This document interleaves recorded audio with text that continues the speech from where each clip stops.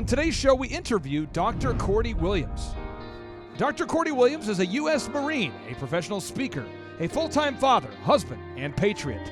And during these unconstitutional lockdowns, he's become a man who has decided to stand up for his First Amendment rights to peaceably gather. And he's now known as the Megaphone Marine, as a result of his decision to take a megaphone and to head to the California state capitol to stand up against the lockdowns.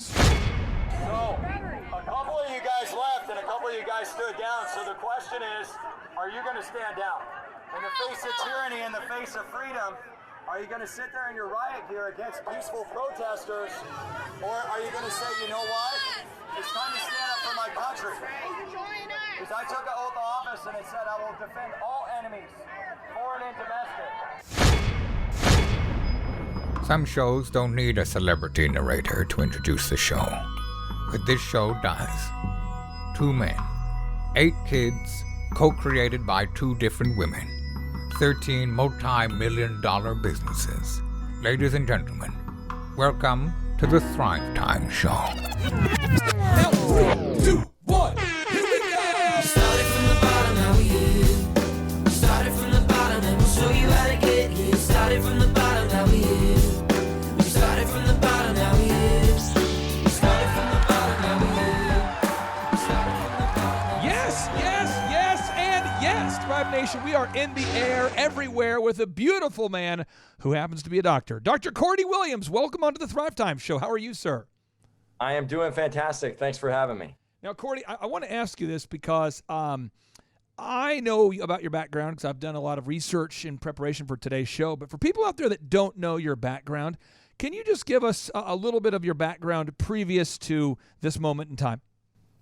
Yeah, so I'm a former U.S. Marine, got out in 2002, doctor, served, several years in the National Football League, working with professional athletes, Olympic gold medalists, things of that nature. And pretty much like a lot of Americans, just kind of felt, pushed up against a wall when all this COVID nonsense started. And I say nonsense in the sense that, I know a lot of folks have passed away, but I also know the numbers are conflated. I also know that the testing is off, and there's just a lot of situations around the COVID situation.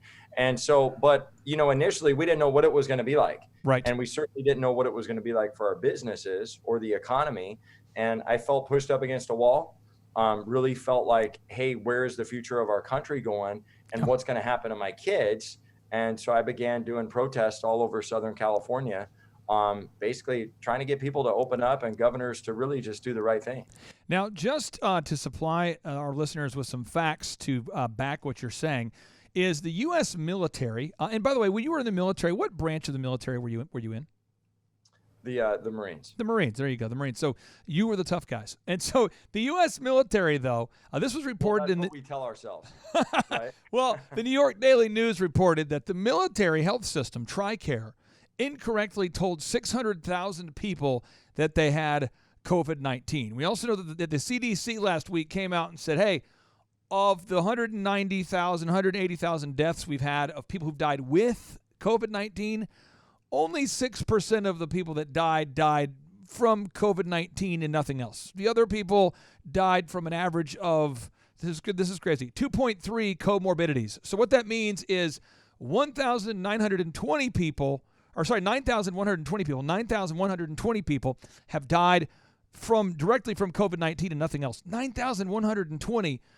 So again, what you just said is correct. I saw you on Facebook Live. There was Facebook Live, and I'm not exaggerating. This actually happened. I see this guy with this megaphone. I turned that on Facebook Live. I was praying for you out loud. I was going, yes, this guy gets it. The Megaphone Marine, when did it occur to you that you should take out a megaphone and begin to share your thoughts on the unconstitutional orders that were being given at the time? I just want you to kind of share that story because it was truly inspiring for, I know, me and thousands of other people, millions of other people throughout the country that saw you rocking the megaphone. Well, first of all, I'm honored by that because I think anytime that we can, I have leaders and mentors and people that have, certainly inspired me throughout my life. So I'm honored to really have inspired anybody, much less millions of people. But like, honestly, for me, it was kind of just, we're there that day. I've seen really good friends of mine get batoned, get thrown to the ground, get handcuffed. And here we are doing the actual real peaceful protests that were going on, prior to this carnage that is taking place now, and anarchy, because that's really all you can call it. And we were doing legitimate peaceful protests. And yet Adolph Newsom's CHP, and I love police officers, but they were going off what the governor was saying. If you want to call him a governor, I call him a dictator. But at any rate, they're going off what he's saying. And I had seen women getting slammed to the ground, batoned, all that. So honestly, I was so like PO'd, and I felt kind of helpless because I felt like I couldn't do anything. Yeah. So it was out of pure rage and anger of just not feeling kind of helpless. And I'm just like, man, I got to talk some sense into these guys, and I got to get it out so it doesn't stay in me, so I can just share with them how they're on the wrong side of history right now. Now, you, the event that I saw you, I believe you were at the state capitol in Sacramento, and it appeared to be, again, I was watching on Facebook Live as I first heard about you. It appeared to be thousands of people there in person protesting the lockdowns. How many people do you think were there at that moment protesting the lockdowns? Probably 2,000 to 3,000. Yeah. And, my organization, 1776 Forever Free, we've been doing these open rallies, get the Constitution back, get people back to patriotism. We've been doing up and down California, and our lowest turnout has been 2,000 to 3,000. We've gotten as high as 8,000. Wow. And we're about to actually launch a national campaign, doing it all around the United States. Now, one thing that is very disturbing, but again, it just supports what you're doing, is just today, and I'm reading this today, and this show will come out a couple days after now, so folks, if you're looking this up, calm down. But the Washington Examiner stated that the government buildings, a lot of government buildings have gyms in the buildings, these government buildings, and those have been allowed to be open, while the private gyms have been forced to be closed. We all just saw that Nancy Pelosi, it says, in San Francisco, goes into a salon. Now, salons are not allowed to be open, and everyone in San Francisco is supposed to be wearing a mask at all times. She goes into an unopened salon to get a Brazilian blowout. So it appears to be there's a massive amount of hypocrisy. So I want to get your takes on this. What are your thoughts about government buildings being allowed to keep their gyms open while private gyms are forced to be closed? What do you think about that? Well, I think it's that elitist double standard that we face all the time, especially with the left. You got Shifty Shift, you got Crying Chuck and Nervous Nancy, and all those people, it's a different set of rules for them. Yeah. But everybody else is supposed to, toe in line and do what they say and do what the government says. But, it's the same double standard that's out there for BLM and Antifa versus if you're a Christian conservative, you got to have a permit. You can't do a rally. They're going to shut you down and shut you up. But if you're somebody burning a business, looting, and doing a peaceful protest, the CNN reporter's out there and there's an inferno behind him. It's a totally different set of circumstances for you. Did you see the member of Antifa this weekend that set himself on fire? Did you see that? Oh my goodness. No, I thought I saw something go through a clip, and I thought I saw that, I think, on Instagram. But no, I didn't finish watching it. I was like, okay, this is interesting, but I kind of was scrolling. And I know you're not making light of this, but I am. I just want to share this. These people from Antifa aren't that smart. And there's a guy out there who, his name is Steve Inman, and he's decided to start calling these Antifa events like a sportscaster would. So I'm going to play a 25-second audio clip of this is Steve Inman, and President Trump retweeted this. Let me cue up the audio. Here we go.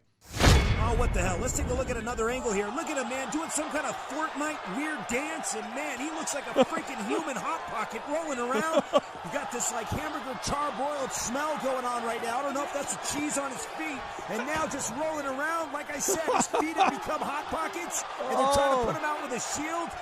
You can see Andy Tifa is crying like a little crying for Mama Karen tonight. Okay, I have to do some editing there. President Trump retweeted that. These Antifa guys, you either laugh or you cry, because these are adults who are running around trying to just set things on fire, and they keep setting themselves on fire.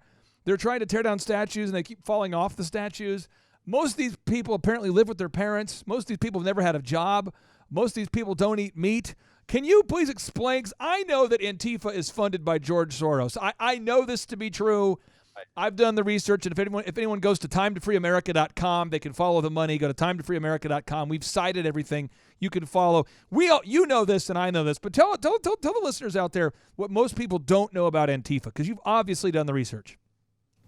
Well, these are all groups that claim, whether it's Antifa or BLM, which, I mean, it's kind of one and the same. You can really say Antifa, BLM, Biden, Harris, Sleepy Joe, right? All those that's one machine, right? And BLM in particular started as this, this is all about racial justice and the racial inequality in our country. And, we're not offending, when this guy, Colin Kaepernick, that is of mixed race and came from a rich, wealthy white neighborhood and was a third-rate quarterback. Maybe he was good for like a year. And, he's like in the Super Bowl that they lose. And then, basically the guy starts kneeling, I guess, because he sees his career going down the drain. But the whole mantra was, we're not alienating an entire group of veterans. The flag represents nothing. It's okay that we're kneeling. You can kneel for the Star Spangled Banner, and it's in the name of racial inequality. But it's like, okay, well, you have all these people that are veterans that you're alienating, and some of them are African-American, Hispanic, Latino, whatever the case might be. So when BLM came on the scene, Burn, Loot, and what's the last one? I can't remember. Burn, Loot, and Mayhem? I don't know. But it depends on what acronym you're using, I guess. Yeah. But I mean, that's what I know of them. And that's certainly what I know of them from their racial manifesto, that they've claimed to be this peaceful organization. And yet, as Candace Owens says all the time, they want to strip the father from the home of these African-American families. And you can see from, I think, the 1950s all the way up to now that it used to be 24% of black fathers were out of the home. Now it's 72%. Man. And proportionately, you can see the rate of fathers out of the home go up when crime goes up in African-American black neighborhoods. So that's what I know of BLM. And I just see Antifa as just that adjunct. They're kind of like their little sister, I guess, that they don't like. I don't know. I have three final questions for you. You mentioned Candace Owens.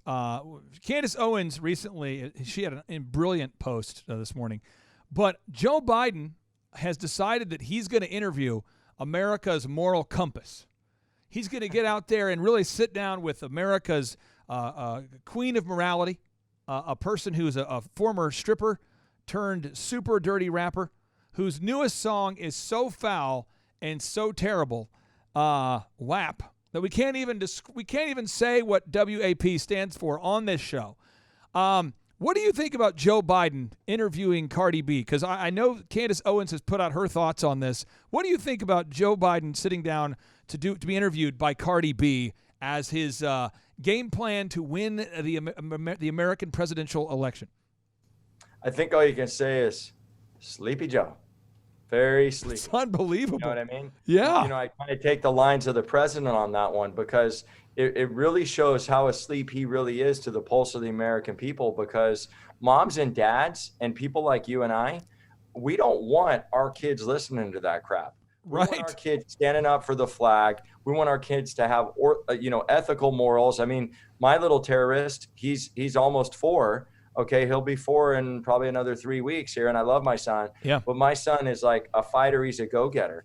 And if I wasn't the leader in my home that I am, showing him what discipline is, making him say sir, taking away stuff. You take away his Paw Patrol shoes, it's like the end of the world, right? It's like, it's better. I don't even have to spank him or put him in timeout. Just take away the shoes. But it's fascinating to me, because when we sit down with people like that and we stoop to their level and our officials do that, it really shows that the Democratic Party, the left, that socialist, communist, Marxist organization that's supposed to represent part of America. Right. That's what parents are standing behind. And now Sleepy Joe is endorsing that. The guy that likes to sniff hair of all sorts of human beings. The hair sniffer. That's okay. Oh. Right. Yeah. I saw a sign. We were at the Trump boat parade. You like this? San Diego. And it goes, Sleepy Joe sniffs little boys, which I don't like that, obviously. but there's a guy holding it and it's out of nowhere. And it's this sea of red and like conservative, amazing people. And then you see this sign and it says Sleepy Joe sniffs little boys. And as much as I hate it, that's probably true. And I think that, you know, obviously that conduct by anybody, we shouldn't be joking about that. But at the same time, like, I wouldn't put it past the Democratic Party. I'm just saying, right? Like, that's how sick their morality is right now, or lack thereof. Yeah, they are just an absolute train wreck of a party. Now, you are a doctor, so I just want to clarify, what kind of doctor are you there? What was your background in terms of becoming a doctor? Yeah, so no drugs, no surgery. So I got my bachelor's in economics, and then I went on to get my doctorate in chiropractic. So I do something called holistic neurological chiropractic. And some people are like, oh, that guy's not a real doctor. You know, you always get trolls, right? Whenever you make an emphatic point. Bro, that guy's not a real doctor, bruh. I mean, it's always the guy who hasn't had a job in a decade. He's the one who writes, I don't normally do this, bruh. But he'll write like the biggest thing he's ever written in his life, all spelled wrong. Oh, yeah, the trolls. Yeah. Unbelievable. There's a Christian Slater movie. I think it's called True Romance or something like that. Yeah. True Romance, Real Romance, something like that. It's like a early 90s, like 1990. And it's Christian Slater and it's Brad Pitt. And Brad Pitt plays like the wasted dude. And he's like, bro, how's it going, man? And it's like that totally, I can say this because I'm from Carlsbad, but it's like that totally like the guy that's been out catching way too many waves. There's been way too many hits in the head, and he's done 420 way too many times. Right. You know, if you know what I mean. And so, but it's always that guy that will troll, and then he'll be like, "Oh, you're not a real doctor. Did you get your weekend certification?" Yeah, it cost me $300,000, and it took, basically 6 years. Bro, you stay in shape, bro. You're a doctor. You were a Marine, bro. What makes you qualified, bro, to talk about this? I mean, it's like Beavis and Butthead out there, these Twitter accounts. It's unbelievable. Who gave Beavis and Butthead a Twitter account? I think Beavis and Butthead should be the mascot of Antifa. These guys, the Beavis and Butthead, the tough members of Antifa. Now, Al Gore is calling for this thing called the Great Reset. Al Gore's talking about the Great Reset. This is not rightwing.com. This is not tinfoilhat.com. Al Gore's in the Wall Street Journal talking about it's time for a global reset. I'm going to read this real quick. This is Al Gore. He says, so I think it's time for a great reset. We've got to fix a lot of these problems that have been allowed to fester for way too long. And the climate crisis is an opportunity to create tens of millions of new jobs, clean up the air, reduce the death rate from pandemics. By the way, because the air pollution from burning fossil fuels heightens the death rates from coronavirus. Can you please explain to me as a doctor, what is Al Gore talking about? Well, I would just say he encapsulated perfectly in a very, very short 45 seconds why he never became president of the United States. Like that is the perfect mic drop or truth bomb as to why you were never president, because you don't understand capitalism. You don't understand. Like, I love when these Democrats talk about how the sky is falling and, you know, the California is going to turn into a big lake and this is going to happen to Texas and, you know, all the theories that are out there, right?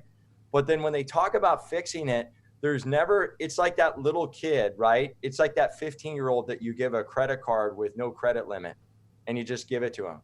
And they just go out spending. And then you're like astonished by the fact that when they get into college, and they don't want to get a job, they don't keep track of their finances well, and then they're living in your basement once they graduate college. Right. You're astounded and astonished that they don't have any kind of, I guess, responsibility around their money, the way they save and the way they. Andrew, unfortunately, we had to end that show early because we had a call that came in from Newsmax, the TV show. And sometimes when you're going to be on live news, you don't know when they're going to call. Anytime, yeah. And so if you're out there today and you want to support today's guest, Dr. Cordie Williams, again, his name is Dr. Cordie Williams, I would encourage you to do a search in Google today. Do a search today using Google or on DuckDuckGo for Recall Gavin 2020 Movement. Again, Recall Gavin 2020 Movement. Dr. Cordie Williams has teamed up with millions of great Americans, specifically great Californians, who are working diligently to recall their tyrannical, their unconstitutional governor by the name of Governor Gavin Newsom. So if you want to join then the movement, which is gaining massive momentum to actually remove the governor of California, Gavin Newsom, from office, do a Google search today for Recall Gavin 2020 Movement and team up with Dr. Cordie Williams to make it happen. And now, Andrew, without any further ado, we like to end each and every show with a boom. So now, without any further ado, here we go. 3, 2, 1, boom.